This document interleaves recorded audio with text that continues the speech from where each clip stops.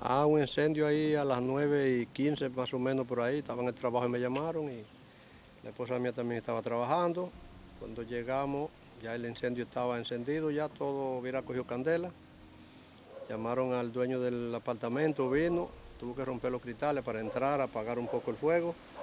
Y los bomberos llegaron como en 15 minutos. Matadera, apartamento C8. Todo, se quemó todo completamente, cama, todo, se quemó todo por completo. No quedó nada. Bueno, el que quiera aportar un granito de arena, no es exigiéndole a nadie nada, el que quiera aportar y pueda, ¿me entiende? Pues no sería malo una ayuda que le den a uno, porque cuando usted tiene algo y lo pierde todo de la noche a la mañana, ¿me entiende? Ya hay que hacer el paso por no irlo, ¿me entiende? Logrando lo que uno quiere. Todo se perdió.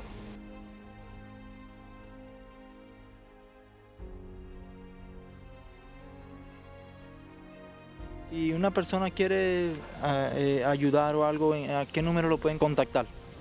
741-6962, Franklin. Mi esposa y yo somos dos personas. Mi esposa y yo solamente, no tenemos niños aquí.